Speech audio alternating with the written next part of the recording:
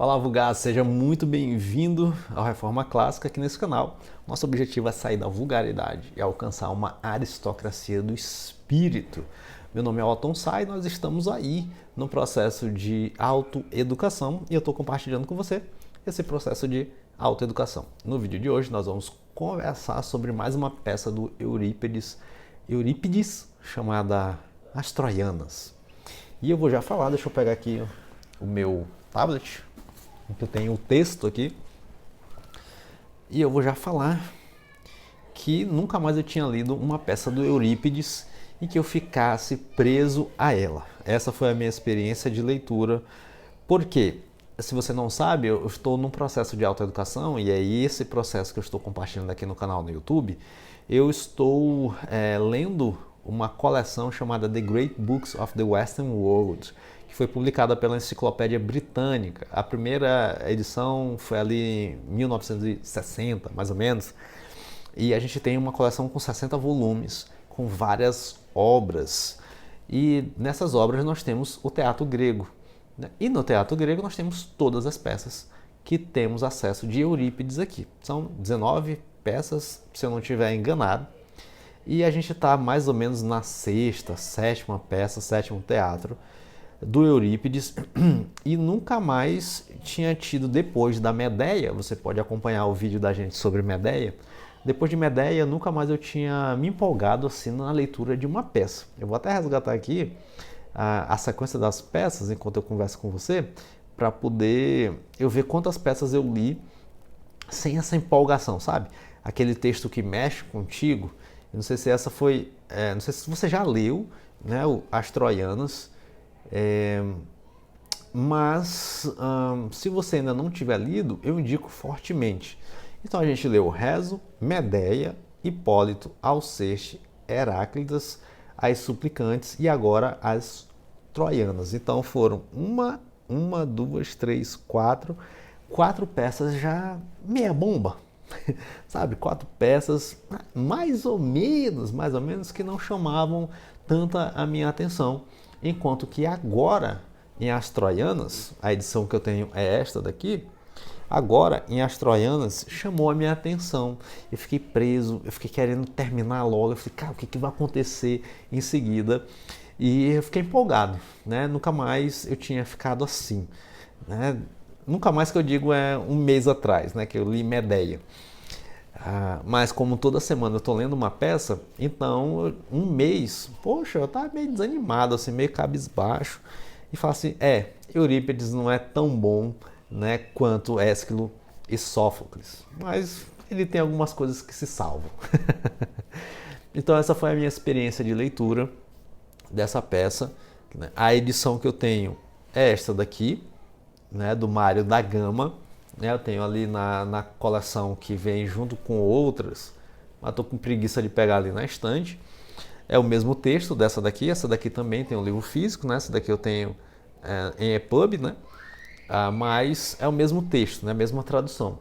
E eu estou querendo comprar, né, a da editora 34, que é do Torrano, só que o texto lá é mais culto, né? Mas é uma coleção completa do teatro de Eurípides que vale a pena, se você gosta de teatro, vale a pena você ter efetivamente, tanto pelos textos, pelos comentários, como pelo texto primoroso, a tradução primorosa do Torrano, né? Que tem um universo lexical gigantesco, né? E muitas vezes é até trabalhoso de ler, né? Eu já comentei sobre essas edições dele em um outro vídeo que a gente tem aqui no canal. E qual é o contexto, portanto, das Troianas? Nós temos, pós-guerra de Troia, os gregos decidindo o que eles vão fazer com as mulheres troianas. Então, basicamente, este é o contexto. E atenção que isso daqui é muito importante, porque a gente tem, até então, né, no nosso imaginário, uma guerra de Troia, né, os gregos vencendo e ele escapando o gato de volta para casa. E a gente, às vezes, no nosso imaginário não tem uma ideia de, bom, o que eles decidiram fazer. E na peça aqui das Troianas, a gente tem os gregos decidindo, né, de uma maneira muito atroz, né, de uma maneira muito dura. Eles destroem Troia. Então eles incendeiam Troia, eles olham assim e falam assim, velho, a gente ganhou essa cidade, agora vamos colocá-la às ruínas. Então vamos tacar fogo nessa cidade. E ninguém, ninguém sobe, ninguém vai sobreviver. Né? A gente vai destruir aqui a cidade e não vai ter vestígio de que essa cidade um dia, quiçá, existiu na história. Então esse é o objetivo dos gregos. E muito em função disso, a gente tem os deuses punindo os gregos. Então eles obtêm a vitória na guerra de Troia, mas no retorno para casa a gente tem a punição dos deuses. Os deuses falam assim, bom, os gregos foram muito safadinhos, né? Eles foram muito danadinhos, eles foram cruéisinhos. Então vamos agora puni-los. Na volta para casa, eles vão sofrer ali bastante trauma. A gente vai afundar as suas naus, a gente vai matar muitos deles, eles vão perder amigos, perder tripulação, eles vão receber a sua punição porque eles foram cruéis com os troianos, né? Então a gente tem esse contexto, né, só para você fomentar ali o teu imaginário, né, de que a guerra encerra e eles estão decidindo o que é que eles vão fazer. O que é que nós iremos fazer? E as troianas, elas são representadas aqui por, se a minha memória não falhar, por Écuba, que é uma mãe, né, a matriarca troiana. Écuba era rainha junto com Príamo, que é o pai de Heitor e Paris, ou em algumas traduções Alexandre.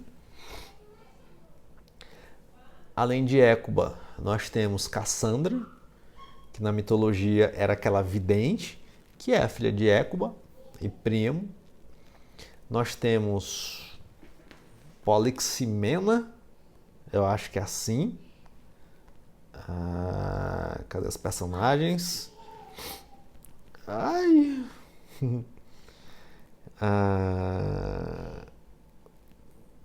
Deixa eu ver aqui, porque Policena não aparece. Polixena, isso. Eu acho que assim é a pronúncia. Polixena. Ela não aparece, mas também é outra filha de Écuba. Ela morre ali na peça, ela não tem fala. Né? Além de Polixena, nós temos a esposa do famoso Heitor, o maior dos troianos, que é Andrômaca. Então Andrômaca foi casada, viúva de Heitor agora, né? Heitor morreu na guerra. Nós temos Menelau. Nós temos Menelau também na peça, mas a gente tem Helena de Troia, com toda a sua beleza, com toda a sua compostura, com toda a sua sedução, né? Com todo o seu encantamento. Então nós temos Helena, mulher de Menelau, que sai, né, da Grécia e foge com Paris para Troia. E também na peça a gente tem o Astyniax, que é o filho de Heitor. Mas essas são as mulheres troianas. Fora o coro, que também é um coro de mulheres troianas. Então a gente tem essas mulheres sendo representadas. E o que elas... Qual é o enredo da peça? O que vai ser da nossa vida daqui para frente, visto que nenhum dos nossos homens estão mais vivos, visto que no nosso país, a nossa nação, a nossa cidade não existe mais. Então, qual será o nosso destino?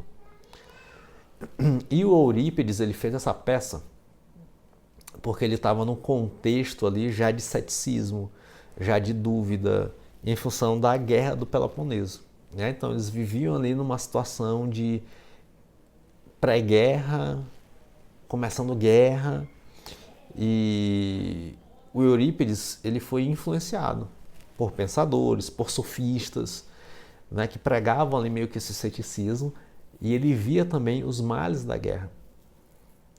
Então ele escreve uma ode, vamos dizer assim.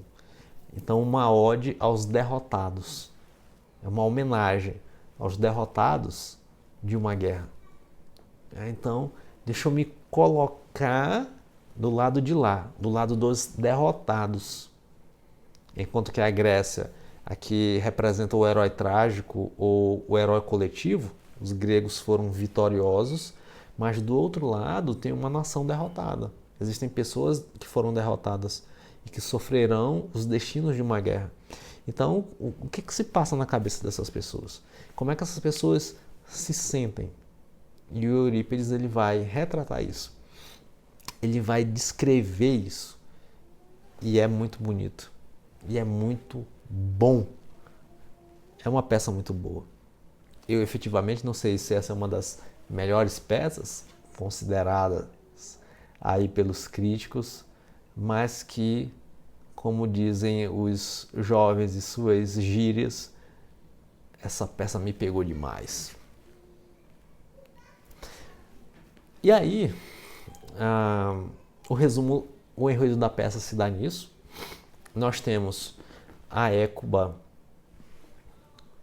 em sofrimento, porque perde o seu rei, perde o seu marido, perde os seus filhos, perde as suas uma filha, a outra filha está sendo ameaçada, a outra filha, que é Cassandra, ficou louca, né? Então ela tinha essa vidência e muitos a consideravam louca, né? Então é uma contingência de extremo sofrimento. E ela ainda iria se tornar escrava de um dos gregos. E ela cai no pior dos gregos para ela, que é Odisseu. Então pense nesse contexto e pense o quão desafiador é para uma mulher ou para uma pessoa encarar essa circunstância nova de sofrimento. Né? Encarar uma circunstância que antes era de fortuna, que antes era de abundância e agora é de privação. Que antes ela vivia numa bonância, agora vive numa tribulação. Antes era servida, agora terá que servir. Né? Então a gente tem uma mudança de contingência drástica, né? Uma mudança de contexto gigantesca. E a gente tem todo esse clamor, todo esse sofrimento de Hécuba sendo retratado. E se você no texto ler também, você vai prestar atenção em como Andrômaca também sofre, né? E como ela relata isso. Eu fui a melhor das esposas. Eu fui a melhor das mulheres para o melhor dos homens troianos, Heitor. Eu zelei pelas nossas núpcias, eu zelei pelo nosso leito, eu criei e cuidei dos filhos, eu sabia a hora de falar, eu sabia a hora de calar. Eu era uma excelente companhia. Andrômaca, uma mulher extremamente virtuosa, extremamente qualificada, padrão. Pense numa mulher excelente, Andrômaca. E ela se questiona: de que valeu tudo isso? De que valeu tudo isso? Se agora eu não tenho nada. De que valeu? Que desgraçada sou pelo fato de ter tido isso e agora não ter mais.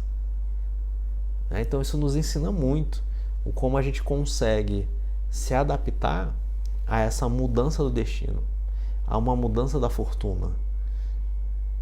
Como a gente consegue se adaptar, né? E como seria a nossa resiliência caso outrora a gente viveria em abundância, em fartura, e agora no presente a gente viveria em privação e ausência. Como é que seria o nosso comportamento? E ela sofre com isso. Ela vai ser serva, ela vai ser escrava, vai ser espólio de guerra do filho de Aquiles Neoptólemo. A gente já tem peça, já tem vídeo aqui falando sobre Neoptólemo.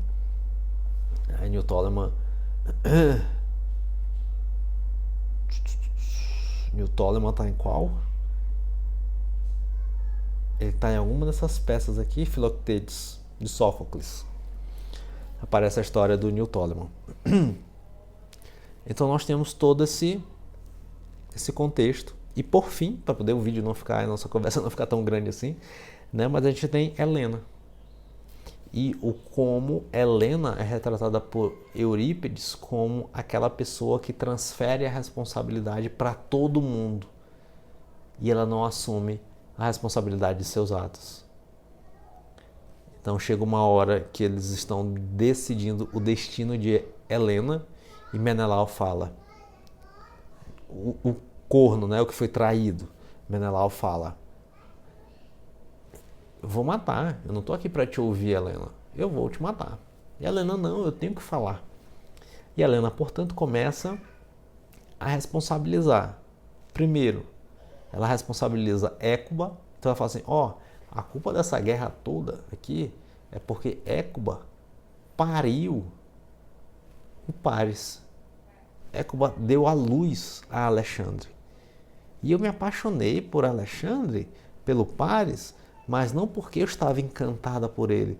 Foi porque você, Menelau, viajou para guerrear e deixou o meu leito vazio. Então você é o responsável. Se você não tivesse deixado o meu leito vazio, eu jamais teria me apaixonado por Paris. E também eu me apaixonei por Paris porque eu fui influenciada por Afrodite. Eu fui influenciada pelos deuses e, portanto, eu agi assim porque eu estava sob domínio dos deuses. Helena é muito danadinha. Helena é velhaca. Helena é dissimulada. E apesar de seu encanto e de sua beleza, a gente tem o retrato de Helena aqui em Eurípides como uma mulher dissimulada, como uma mulher que mente, como uma mulher que persuade e como uma mulher principalmente que não assume as suas responsabilidades. Então, ao passo que nós temos Andrômaca e Écuba como exemplos de mulheres, nós temos exemplos positivos de mulheres, nós temos Helena como um exemplo negativo. A despeito de sua beleza, a despeito de sua aparência, coisas que muitas pessoas buscam hoje, o seu caráter extremamente frágil. Uma mulher fraca, portanto, linda, toda harmoniosa, bonita, encantadora, mas vazia por dentro. Trágico. Horrível.